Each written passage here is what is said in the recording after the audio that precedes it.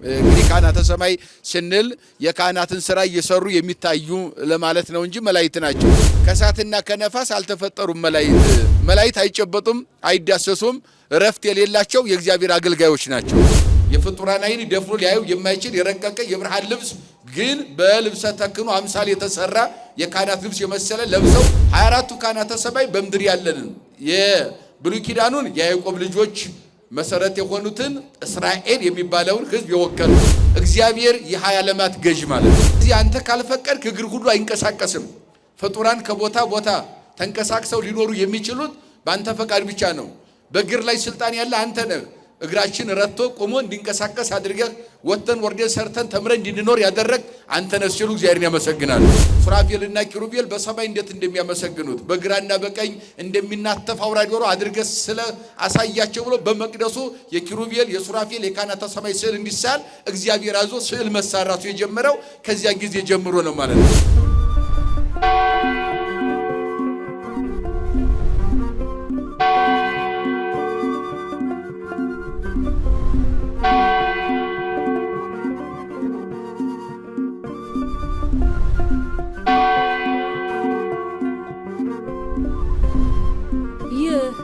የእማማ ሚዲያ ነው። ራዕያችን የተዋህዶ ሃይማኖታችንን ማስፋፋት፣ ቤተ ክርስቲያናችንንም መጠበቅ።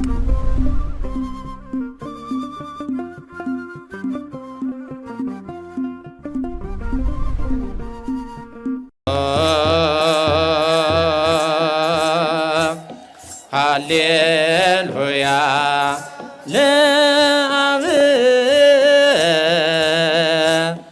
ሃሌሉያ ለወልድ ለመንፈስ ቅዱስ ሃሌሉያ ለአብ ሃሌሉያ ለወልድ ለመንፈስ ቅዱስ ሥላሴ ዋሕድ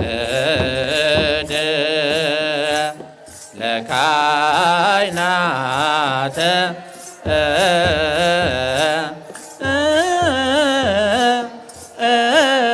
ሰማይ ኅብራቲሆ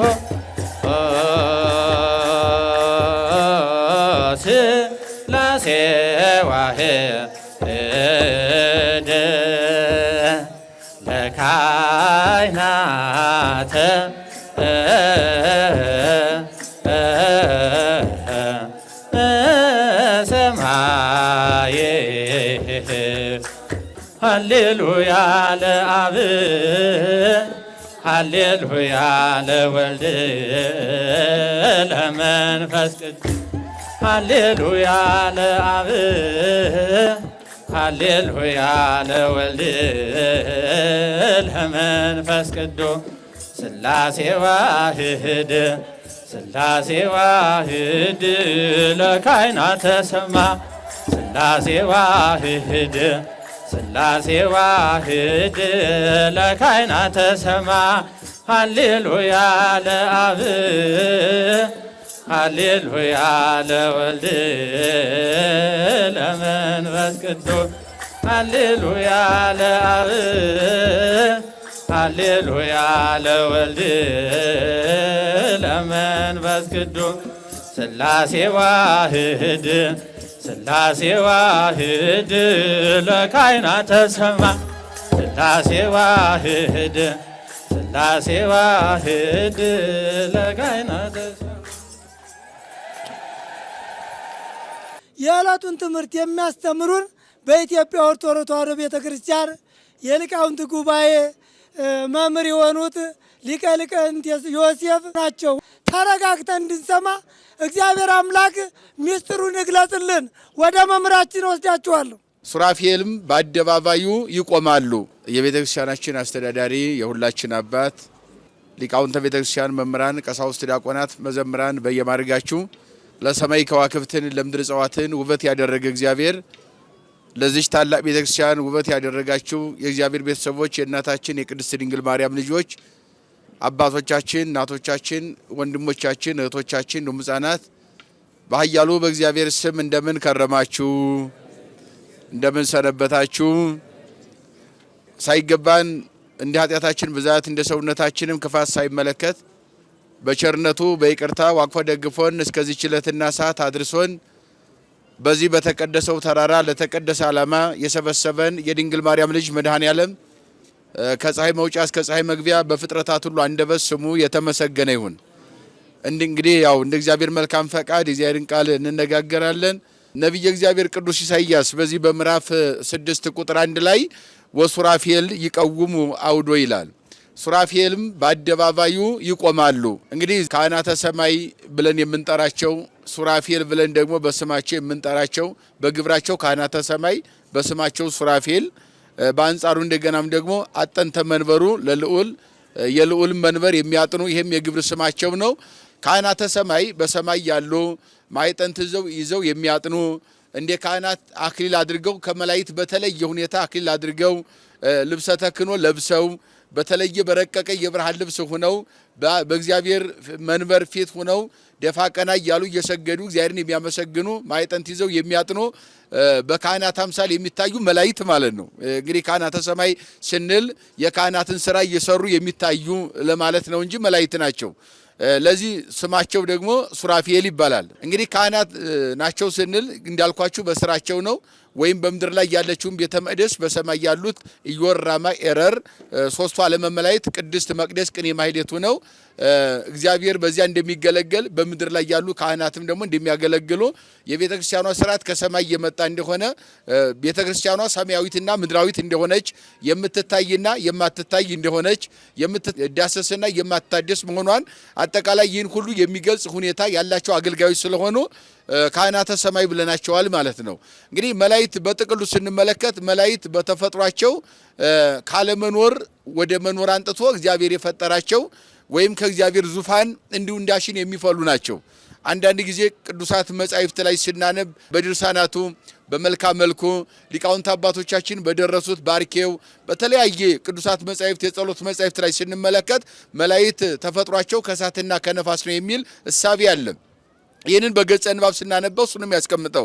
ነገር ግን ወደ ትርጓሜው ወደ ሊቃውንት አባቶቻችን መሰረታዊ ትምህርት ሃይማኖት ወይም ነገረ መላእክትን ስንመለከተው ደግሞ ከእሳትና ከነፋስ አልተፈጠሩም መላእክት፣ የተፈጠሩት መላእክት ከረቀቀ ከእግዚአብሔር ብርሃን ነው ይላል ተፈጥሯቸውን ሲናገር። እንደው አኮ ተፈጥሮቶሙ ለመላእክት እምነፋስ ወነድ ክልኤቱ ጠባይ፣ ከሁለት ባህሪ ከእሳትና ከነፋስ መላእክት የተፈጠሩ አይደለም። አላ እማምላክ ብርሃናዊት እመሰ ንብል ተፈጥሮ መላእክት እምነፋስ ወነድ ክልኤቱ ጠባይ እምጠፉ ወማሰኑ ከማነ። ከእሳትና ከነፋስ መላእክት ተፈጠሩ የምንል ከሆነማ እኛም ከእሳትና ከነፋስ ከውሃና ከመሬት ተፈጥረናልና እንደኛ ይሞታሉ፣ እንደኛ ይታመማሉ፣ እንደኛ ይራባሉ፣ እንደኛ ይጠማሉ፣ እንደኛ ይደክማሉ የሚል ሐሳብ ያመጣብናል ይላል ኤጲፋኒዎስ ሊቁ። ታዲያ ምን እንበልካል? አምላክ ብርሃናዊት ከረቀቀ ከአምላክ ብርሃን የተገኙ እንዳሽን የሚፈሉ ናቸው ነገደ መላእክት እንጂ ከእሳትና ከነፋስ የተፈጠሩ አይደለም ይላል። ይህን ካለ በኋላ ከእሳትና ከነፋስ የተፈጠሩ አይደለም ግብራቸውን ለመግለጽ ነው። ሊቃውንት አባቶቻችን ከእሳትና ከነፋስ ተፈጠሩ ሲሉ ስራቸውን መግለጥ ነው አሉ። ነፋስ ረቂቅ ነው፣ አይጨበጥም፣ ድምፁ ብቻ ነው የሚሰማው። መላእክትም ሲረዱ ነው የሚታዩት እንጂ መላእክትን ባይን አናያቸውም። የማይታዩ ረቂቃን ስለሆነ ነፋስ ብሏቸዋል። በአንጻሩ እሳት እርጥቡንም ደረቁንም ያቃጥላል። መላእክትም ለምረትም ለይቅርታ እንዲሁም ደግሞ ለመዓትም የሚታዘዙ ስለሆነ እሳት ይላቸዋል። እሳትና ነፋስ የተባሉበት ዋናው መሰረታዊ ነገሩ ስራቸውን ለመግለጥ ቅዱሳት መጻሕፍትና አባቶቻችን በዚያ መንገድ ያስተማሩ እንጂ መላእክትሰ ተፈጥሮቶሙ ለመላእክት ማምላክ ብርሃናዊት ከረቀቀ ከአምላክ ብርሃን የተገኙ ናቸው ይላል። እንግዲህ መላእክት ካለመኖር ወደ መኖር አንጥቶ እግዚአብሔር የፈጠራቸው ከዚህ ነው የተፈጠረው ብሎ የሚጠቀሰው ብርሃን እንደሆነ እንጂ ከብርሃን ውጪ ከአምላክ ብርሃን ውጪ የሚጠቀስ ነገር እንደሌለ ለተፈጥሮታቸው ይገልጣል። በአንጻሩ መላእክት እንግዲህ መላእክት አይጨበጡም፣ አይዳሰሱም፣ እረፍት የሌላቸው የእግዚአብሔር አገልጋዮች ናቸው። ሊቁ እንዲህ ይላል፣ እማመ ተፈጥረ ዓለም እስከኔሁ ዓለም ከተፈጠረ እስካሁን ድረስ እንዘ ይሴብሕዎ መላእክት ለእግዚአብሔር መላእክት እግዚአብሔርን እያመሰገኑት መዓልተ ወሌሊተ ዘእንበለ ጽራት በሌሊትም በቀንም ያለ እረፍት እግዚአብሔርን እያመሰገኑት ወይ ይመስሎም ለመላእክት ዘሰብዎ መጠነ መንፈቀ ላትይለት የአንድ ቀን እኩሌታ የቀን ግማሽ ያመሰገኑ አይመስላቸውም ይላል። ክብርና ምስጋና ለእግዚአብሔር ይሁን። እረፍት የሌላቸው አገልጋዮች መሆናቸውን ይገልጣል። በአንጻሩ መላእክት ስፍር ቁጥር የላቸውም፣ በአሃዝ አይወሰኑም። መላእክት ይህን ያክል ናቸው አይባሉም። በነገድ 100 ብለን እንደገናም 99 ብለን የምንገልጸው ይሄንን ነገዳቸው ነው እንጂ ነገድ እንደገና እያንዳንዱ ነገድ ቢቆጠር በ99 ቢባዛ ነገዳቸው ስፍር ቁጥር የለውም። መላእክት በከተማ 10 በነገድ 100 አድርጎ እግዚአብሔር አስቀምጧቸዋል ነው። ያውም ደግሞ ከተማቸው ኢዮር፣ ራማ፣ ኤረር የሚባል 3 ሰማያት ተዘጋጅተዋል። በዚያ ተከፋፍለው እኛ በቅድስት በመቅደስ በሳታቱ በማህሌቱ በመቅደሱ ሁነን ተከፋፍለን እንደምናመሰግን እንደምናገለግል እንደዚያ በኢዮር በራማ በኤረር የሚያመሰግኑ አመስጋኞች ናቸው መላእክት ማለት ነው። ስለዚህ መላእክት ግን ቁጥር የላቸውም። ከዚህ እስከዚህ ተብለው በቁጥር አይወሰኑም ነገደ መላእክት ማለት ነው። ለዚህም ሊቁ ሲናገር በቁጥር እንደማይወሰኑ ፍጡር እንደማይቆጥራቸው ቁጥራቸው በፍጡር ሕሊና ተመርምሮ የማይደረስበት መሆኑን ሲገልጽ እማመ ተፈጥረ ዓለም እስከኔሁ ዓለም ከተፈጠረ እስካሁን ድረስ ዘወረደ ዝናብ በመዓልት ወበሌሊት በክረምትም በበጋም በሌሊትም በቀንም የወረደው ዝናብ ለመተወለቆ በባህዱ ነጠብጣብ 1 2 ተብሎ ነጠብጣቡ ቢቆጠር ይበዝሁ ምኔሁ ቅዱሳን መላእክቱ ለእግዚአብሔር ለሙሉ አመስፍና ወብሁተ ሕሊና ዓለማትን ተቆጣጥሮ የሚገዛ ከሱ ቁጥጥር ውጭ የሆነ ግዛት የሌለ በዓለም ውስጥም ከዓለም ውጭም ያለ በሁሉ ላይ የሰለጠነ እግዚአብሔርን የሚያመሰግኑ መላእክት ከዝናም ይበዛሉ ይላል። ዓለም ከተፈጠረ እስካሁን ድረስ በሌሊትም በቀንም የወረደው ነጠብጣብ ዝናብ ቢቆጠር ማለት ነው። ዓለም ከተፈጠረ እስካሁን የወረደውን ተውት። አንድ ክረምት ሐምሌና ነሐሴን ባለፈው ክረምት የወረደውን ብቻ መቁጠር ይቻላል? ይቻላል እንዴ? አይቻልም። አንድ ቀን የወረደውን እንችላለን? አንድ ቀን የወረደን ዝናብ መቁጠር ይቻላል? አይቻልም። አንድ ሰዓት የወረደውን አንችልም። አንድ ደቂቃም አንችልም። አንድ ሰከንድ የወረደውን ዝናብ መቁጠር አይችልም ፍጡር። ዓለም ከተፈጠረ እስካሁን ድረስ በሌሊትም በቀንም ያለ ረፍት የሚያመሰግኑ መላእክት ጧት ማታ የወረደው ዝናብ ቢቆጠር አለ መላእክት ከዚያ ይበዛሉ። ከዝናብ ነጠብጣብ መላእክት ይበዛሉ ነው የሚለው። ስለዚህ ለዚህ ነው ሊቃውንቱም ቅዱስ ቅዱስ ቅዱስ እያሉ በቅዳሴው ላይ ካመሰገኑ በኋላ ሲዘጉት ይህንን ምን ይላሉ? ያ ቅዱስ እግዚአብሔር በውስተ ረበዋት ነው። ረበዋት ማለት የተዘረጋ ከዚህ እስከዚህ የማይባል ልክና መጠን የሌለው ስፍር ቁጥር የሌለው በዚያ ነገድ ውስጥ ማን የተመሰገነ ነው? ክብርና ምስጋና ለስሙ ነው። እግዚአብሔር የተመሰገነ ነው። ስለዚህ ከዚህ ነገድ መካከል አንዱ ነገድ ሱራፌል ይባላል ማለት ነው። በነገድ ሱራፌል ይባላል። ይሄ አጠቃላይ የነገዱ ስም ሱራፌል ይባላል። ምን ይባላል? ሱራፌል ይባላል። ሱራፌል የሚባለው ነገድ ደግሞ ከተማው ኢዮር ይባላል። ኢዮር በሚባል ከተማ ውስጥ የሚኖር ነገድ ሱራፌል ተብሎ የሚጠራ የመላእክት ነገድ አለ። በዚህ መካከል ሱራፌል የጥቅል ስማቸው ሲሆን የነገዱ ስም ሲሆን ይህንን ነገድ የሚመራው ደግሞ ሱራፊ ይባላል። ሱራፊ የሚባለው በመዝገበ ቃላት ሊቃውንት ሲተረጉሙት ሱራፊ ማለት የሚነድ የሚጤስ እንዲሁም ደግሞ የሚቃጠል መዓዛው ከሩቅ የሚጠራ አጣኝ የሚያጥን የሚል ትርጓሜ ይሰጡታል ሊቃውንቱ። ስለዚህ እነኚህ ዕጣን ይዘው ማይጠንት ይዘው የወርቅ ማይጠንት ይዘው ራሳቸው ላይ አክሊል አድርገው በአብ በወልድ በመንፈስ ቅዱስ መንበር ፊት ቁጭ ብድግ እያሉ ለዓለም የሚለምኑ ምሕረትና ይቅርታን ከእግዚአብሔር የሚያሰጡ ነገደ መላእክት ማለት ነው። ለዚህ ነው ሊቁም ሲናገር ቅዱስ ያሬድ በደንብ ገልጾታል። እንደው ፍቁራኒሁ ለአብ ሄራን መተን ብላን ይላል ሳሉ ለነ። ይሄ እናንተ በእግዚአብሔር ዘንድ የተወደዳችሁ ማለት እነኚህ ነው። ካህናተ ሰማይን መላእክትን ነው በአብ ዘንድ የተወደዳችሁ የአብ ወዳጆች የሆናችሁ እናንተ ቸር የሆናችሁ ቸርነትን ከእግዚአብሔር የምታማልዱ ምሕረትና ይቅርታን ከእግዚአብሔር ለምኑልን ይላል። ስለዚህ ሱራፌል የሚባሉት ካህናተ ሰማይ ስንላቸው በግብራቸው ነው ብለናል። አክሊል ይደፋሉ እንደ ካህናት 24 ነው ቁጥራቸው። አክሊል እንደ ካህናት ይደፋሉ። ልብሰ ተክህኖ እንደ ካህናት ለብሰው ይታያሉ። የወርቅ ልብስ ማለት ነው። ይሄ ዘያለብሶሙ እግዚአብሔር ለመላእክት ሞጣይተ ግርማ ዘይሃይጊዳይነ የፍጡራን ዓይን ደፍሮ ሊያዩ የማይችል የረቀቀ የብርሃን ልብስ ግን በልብሰ ተክህኖ አምሳል የተሰራ የካህናት ልብስ የመሰለ ለብሰው እንደ ካህናት ቁመው አክሊላቸውን እያወረዱ ከፊቱ ቁጭ እያደረጉ በአብ በወልድ በመንፈስ ቅዱስ በዙፋኑ ፊት በሥላሴ ፊት እየሰገዱ ለኛ የሚለምኑ ናቸው። ክብርና ምስጋና ለቅዱሳኑ ይሁንና ይህንን ነው የሚነግረን። ስለዚህ እነሱ እግዚአብሔርን የሚያመሰግኑ ናቸው። በዚህ በራዕየ ዮሐንስ ምዕራፍ 4 ከቁጥር 1 ጀምሮ ስትመለከቱ ከዚህ በኋላ ሰማይ ተከፍቶ አየሁ፣ ወደ ሰማይ ቀጥ ስል ሰማይም ተከፍቶ አየሁ፣ በዚያም 24 መናብርት መንበሮች ዙፋኖች ነበሩ። በ24ቱ መናብርት ላይ ደግሞ 24ም መላእክት ተቀምጠው ነበረ፣ ወይም 24 ሽማግሌዎችም ይላቸዋል መጽሐፍ ቅዱስ። ምክንያቱም ሽማግሌ ሰውና ሰው የተጣላን እንደሚያስታርቅ በአብና በወልድ በመንፈስ ቅዱስ እንዲሁም በሰው መካከል ሆነው የሚያስታርቁ ምሕረትን ይቅርታን ከእግዚአብሔር የሚያመጡ የሰውን ልመና ደግሞ ወደ እግዚአብሔር የሚያደርሱ እኛን ኃጢአተኞቹን እግዚአብሔር እንዳይቀስፈን ምሕረትና ይቅርታ እንዲሰጠን እግዚአብሔር ምሕረቱን እንዲሰጥ የኛም ደግሞ ልመና በጸሎታችን በእግዚአብሔር ፊት እንደሚደርስ በመካከል ሆነው የሚያስታርቁ አስታራቂ ስለሆኑ ሽማግሌዎችም ይላቸዋል ካህናተ ሰማይን ማለት ነው። ስለዚህ በዚያ በ24ቱ መንበር ላይ ተቀምጠው 24 ማዕጠንተ ወርቅ ይዘው በአብ በወልድ በመንፈስ ቅዱስ ፊት ቆመው ቅዱስ ቅዱስ ቅዱስ እያሉ እግዚአብሔርን ያመሰግናሉ።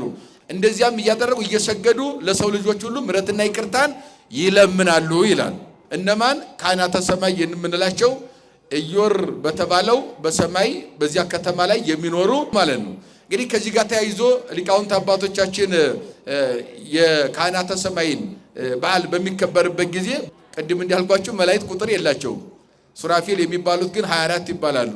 ነገዱን በአጠቃላይ በእነሱ ስር ቢሆንም 24 ቁጥር የሆነበትን ምክንያት ሲያስቀምጡ አንደኛ በብሉይ ኪዳን የእስራኤል መገብተ እስራኤል የሚባሉ በእግዚአብሔር ስም የሚጠሩ የእግዚአብሔር አማኞች የሆኑ 12ቱ ነገደ እስራኤል ነበሩ። ወደ ሐዲስ ኪዳን ስናመጣው ደግሞ የዓለም መገብት የሆኑ ለዓለም ወንጌልን የመገቡ የክርስትና መሰረት የሆኑ ያኛውም ለእምነት መሰረት የሆኑ የያዕቆብ 12ቱ ነገደ እስራኤል ነበሩ፣ መገብተ እስራኤል የሆኑ ማለት ነው። ለሐዲስ ኪዳን ደግሞ የመጀመሪያው የክርስትና መሰረት የሆኑ ዓለምን ሁሉ ወንጌል የመገቡ ወደ ክርስትና ዓለምን የጠሩ ወደ ሰማይ የሰርግ ቤት የወንጌልን ጥሪ ይዘው እየጠሩ ዓለምን ሁሉ ያነጹ የክርስትና መሰረት የሆኑ 12ቱ ሐዋርያት 12ቱ ሐዋርያትና 12ቱ ነገደ እስራኤል በብሉይ ኪዳንና በሐዲስ ኪዳን የእግዚአብሔር አምልኮቱ እንዳይነጽፍ የስሙ መጠሪያ የሆኑ እነኚህ የሚጠሩበትን 24 ካህናተ ሰማይ በዚህ ተሰይመው በሰማይ ሆነው እግዚአብሔር ያመሰግናሉ።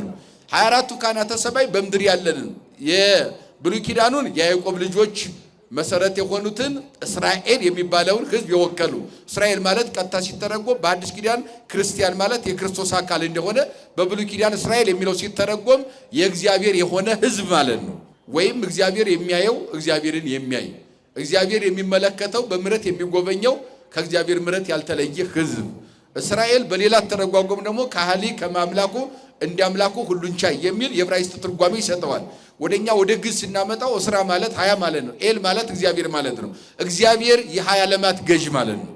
20 ዓለማትን ፈጥሮ የሚገዛ እግዚአብሔር ርሱን ቅዱስ ቅዱስ ቅዱስ እያሉ የሚያመሰግኑ ስለሆነ 24ቱ ካህናተ ሰማይ የብሉይ ኪዳንና የሐዲስ ኪዳንን መገብትን ወክለው በሰማይ ሆነው ኢዮር በተባለ ከተማ እግዚአብሔርን የሚያመሰግኑ ናቸው መላእክት ማለት ነው። እንግዲህ በጥቅሉ መላእክትን ስንመለከት የመላእክት ስራቸው ምንድነው ከተባለ ተሾሙ እንላለን። ዛሬ ተሾሙበት ነው እንላለን፣ እናከብራለን። መሾማቸው ለምንድነው መላእክት ከተባለ እኛ የሰው ልጆችን አንደኛ እንዲጠብቁ ስልጣን የተሰጣቸው ማለት ነው። በረቂቅ የሚመጣ ጠላት ሰይጣንን ድል የሚያደርጉልን፣ የማናውቀውን እንቅፋት የሚያስወግዱልን፣ በመውጫ በመግቢያችን ሁሉ የሚጠብቁን ከእግዚአብሔር ምሕረትና ይቅርታን እየለመኑ በዓለም ላይ ምሕረትና ይቅርታ እንዲፈስ ዓለም በምሕረት እንዲኖር ያደረጉ ኃጢአት አረንቋ የወደቀ የሰው ልጅ ወደ ምሕረት ሰገነት እንዲመላለስ መንገድን የሚያሳዩ ከእግዚአብሔር ምሕረትና ይቅርታን የሚያሳዩ ስለሆነ መላእክት እናመሰግናለን፣ እናከብራለን፣ ክብራቸውን እንገልጻለን ማለት ነው። እግዚአብሔር አምላካችን የቅዱሳን መላእክትን ልመና ተቀብሎ የኛን የኃጢአተኞቹን ኃጢአት ይቅር እንዲለን የእርሱ ቅዱስ ፈቃድ ይሆንልን። ስለዚህ መላእክት ከብሉይ ኪዳን ጀምሮ እስከ አዲስ ኪዳን የሰው ልጅ መርዳት ነው፣ እግዚአብሔርን ማገልገል ነው።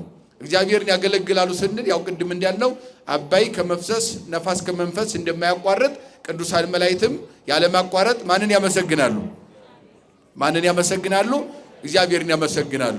ነቢዩ ኢሳይያስ ቅድም እንደገለጥኩላችሁ በዓመተ ሞተ ዖዝያን ንጉሥ ሬክዎ ለእግዚአብሔር ጸባዖት ንጉሡ ዖዝያን በሞተበት ዓመት እግዚአብሔርን በአሸናፊ እግዚአብሔርን አየሁት። ጸባዖት ሲተረጎም አሸናፊ ማለት ነው፣ እንደው መዋኢ ማለት ነው። አሸናፊ እግዚአብሔርን አየሁት። ዲበ መንበሩ ነዋህ ወብሩህ ሰፊ የሆነ ቤት በዚያ ውስጥ ሆኖ ብሩህና ረጅም በሆነ ዙፋን ላይ ተቀምጦ እግዚአብሔርን አየሁት።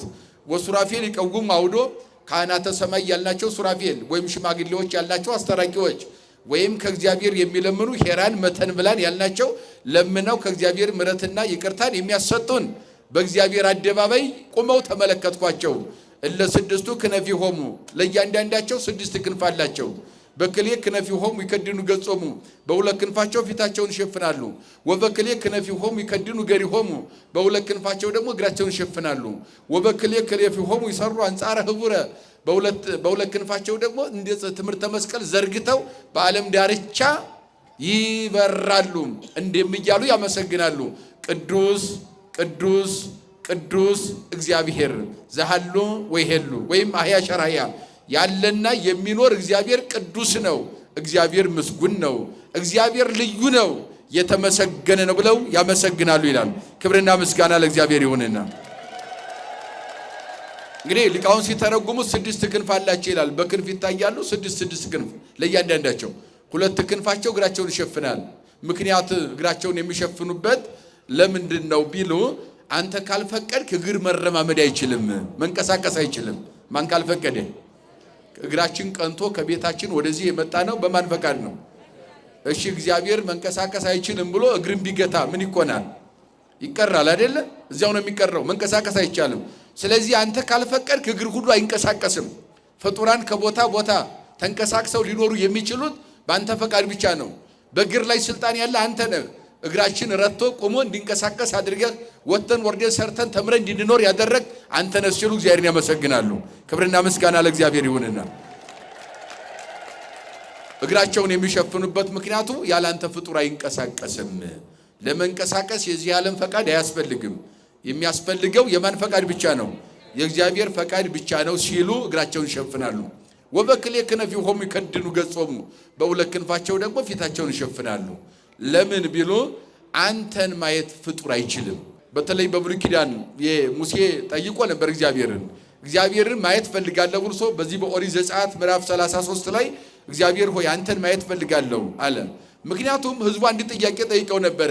ጽላት ራሱ የተሰጠበት ዋናው ምክንያቱን የብሉይ ኪዳን መተርጉማን ሲያስቀምጡት እግዚአብሔርን ቀጥታ ማምለክ እየቻለ ጽላትን ለምን አስፈለገ? ለሙሴ ጽላትን ለምን ሰጠው ቢሉ አሕዛብ የሚታይ ነገር እንጨቱን፣ ድንጋዩን፣ ዝሆኑን፣ እንዲሁም ባህሩን፣ የብሱን፣ ተራራውን፣ አንበሳውን፣ የላም ምስል የተለያየ ነገር አምልኮተ ጣዖት በምድር ላይ እየሰሩ ያመልኩ ነበረ። ስለዚህ ህዝቡ የእስራኤል ህዝብ በሚያይ ነገር ያምናልና ያንን የአሕዛብን ጣዖት ለማምለክ ልባቸው ወደዚያ እየሸፈተ መጣ ይላል። ከዚያም በኋላ እግዚአብሔር ሰማይና ምድርን የፈጠረ እግዚአብሔርን አምልኮ አሕዛብ የሚያመልኩት ጣዖት ነው፣ ከእንጨት ከድንጋይ የተሰራ ነው። ይህን ልታመልኩ አይገባም ብሎ እግዚአብሔር ይቆጣቸዋል ብሎ ሙሴ ሰበካቸው። ከዚያም በኋላ ምን አሉ? እንደ አሕዛብ እንግዳውስ እግዚአብሔር የሚታይ አምላክ አይደለም ብለናል፣ ማየት እንፈልጋለን። እያየን እግዚአብሔርን ማምለክ እንፈልጋለንና እግዚአብሔር ተገለጥልኝ በለውና እግዚአብሔር ይገለጥልህ። ለአንተም ብቻ አይደለም ለእኛም ይገለጥ እግዚአብሔር። እያየን እንደ አሕዛብ ማምለክ እንፈልጋለን፣ አምላካችን እያየን ማምለክ እንፈልጋለን የሚል ጥያቄ አቀረቡ። ከዚያ ሙሴ እግዚአብሔርን ጠየቀ። ማየት እፈልጋለሁ አለ። ህዝቡ ጥያቄ አላቸው፣ አምላካችን አይተን ነው የምናመልከው አሉ። ስለዚህ ጥያቄያቸው መልስ ያገኝ ዘንድ መጀመሪያ እግዚአብሔር ሆይ 570 ጊዜ በቀን እያናገርከኝ አላየሁምና ማየት ፈልጋለሁ ብሎ ሙሴ ጠይቋል። ከዚያ በኋላ እግዚአብሔር ህዝቡ አይምሯቸው ነፃ እንዲሆን ከአሕዛብ ጣዖት ምን አደረገ? ጥራልኝ ህዝቡን አለው። ህዝቡም ተጠሩ። ወደ ተራራው ወደ ኮሬብ ውጡ በላቸው አለው። ወደ ተራራው ወደ ኮሬብ ወጡ። ወደዚያ ከወጡ በኋላ እግዚአብሔር በረቀቀ የድምፅ ነጋሪት ድምፅ እያሰማ እንዲሁም ደግሞ በጨለማ በጭጋግ ውስጥ ሆኖ ተራራው እስከሚንቀጠቀጥ ድረስ ድምፁን አሰማቸው ይላል። ያን ጊዜ ህዝቡም ደነገጡና ከዛሬ ጀምሮ እግዚአብሔር አያናግረን፣ ሙሴ አንተ አናግረን፣ አንተ ብቻ ከእግዚአብሔር ጋር ተነጋገር፣ እግዚአብሔርን ግን ማናገር አንፈልግም አሉ ይላል። ደንግጠው ተራራው ሁሉ እንደ ሰም ቀልጦ ነበርና፣ ስለዚህ ያን እግዚአብሔር ነገራቸው። ስለዚህ ድምፁን ሰምታችሁ እንደዚህ መጨነቅ ካለባችሁ፣ ይህንን ያክል ከተጨነቃችሁ፣ ዳግመኛ እግዚአብሔርን አንሰማም ካላችሁ፣ እግዚአብሔርንማ ብታዩ ምን ትሆናላችሁ? በህይወት መኖር አትችሉም ነበር። ስለዚህ የማይታይ ረቂቅ አምላክ ነው እግዚአብሔር ብሎ ለህዝቡ መልስ ሰጣቸው። ከዚያን ጊዜ ጀምሮ እግዚአብሔርን እናመልካለን አሉ። የሚታይ ነገር እንፈልጋለን ብለዋል ብሎ ሙሴ ለእግዚአብሔር ስላቀረበ ወደ ተራራው ውጣ አለው። አዘዞ እግዚአብሔር ለሙሴ ወይቤሎ ዘዳግም ምዕራፍ 9 ቁጥር 9 ላይ እግዚአብሔር ሙሴን አዘዘው እንዲህም አለው እርግ ውስተ ዝንቱ ደብረ ኮሬብ ወደ ተራራው ወደ ኮሬብ ተራራ ውጣ አለው። ሙሴም ገብረ ሙሴ በከመ አዘዞ እግዚአብሔር እንዳዘዘው ሙሴም ወደ ተራራው ወጣ። ወደ ተራራው ከወጣ በኋላ ወይቤሎ እግዚአብሔር አውፃ ሳይኔ ከምገሪ ከስመዘተ ቀይዳ ምድር ቅድስት ይእቲ የረገጥከው ምድር የተቀደሰ ነውና ጫማን ከእግር አውጣ አለው። ከእግሩ አወጣ። ጾመ ሙሴ በህየ 40 መዓልተ ወ40 ሌሊተ በዚያ ሙሴ 40 መዓልት 40 ሌሊት ጾመ። ወውሃቦ ጽላተ ዘሕግ ወይቤሎ እቀብ ሕግየ ወሥርዓትየ ዘጽሑፍ ውስቴቱ ሕግና ሥርዓቴን ጠብቅ የሚል 10 ትእዛዛት የተጻፈበት ጽላትን ሰጠው ይላል። ከዚህ በኋላ ህዝቡ የሚታይ አምላክ እንፈልጋለን ብለህ ጠይቀኛል። ይሄ የሚታየው ጽላት፣ ይሄ የሚታየው ታቦት፣ ይሄ ዙፋኔ ነው። ለዘላለም እኔ በዚህ እኖራለሁ፣ በዚህ እገለጣለሁ፣ መገለጫዬ ነው፣ የአምልኮቴ መገለጫ ነውና ይህን እያያችሁ አምልኩኝ ብሎ እግዚአብሔር ለሙሴ ሰጠው ይላል። ክብርና ምስጋና ለእግዚአብሔር ይሁን። ለጥያቄያቸው መልስ ሰጥቷል። ስለዚህ ማየት እፈልጋለሁ ብሎ ሙሴ ጠየቀ። አልቦ ዘይሪ ገጽየም ዘበህይወቱ በዲበ ምድር እኔን አይቶ ማየት በምድር ላይ መቆም የሚችል ፍጥረት የለም። ሙሴ ብታይ ደስ ይለኝ ነበረ፣ እኔን አይተህ ግን ትሞታለህ። አንተ ደግሞ እንድትሞት አልፈልግም። 40 ዘመን የምትመራው 600,000 ህዝብ አለ። ባህር የተሰነጠቀለት ከሰማይ መና ያወረደለት ከጥንጫ ላይ ውሃ የፈለቀለት ህዝብ አለ። ያን ትመራለህ ብሎ እግዚአብሔር ለሙሴ ይነግረው። ከዚያን ጊዜ ጀምሮ ይህንን ጽላትን ብቻ አይደለም የሰጠው፣ ሕግን ብቻ አይደለም የሰጠው።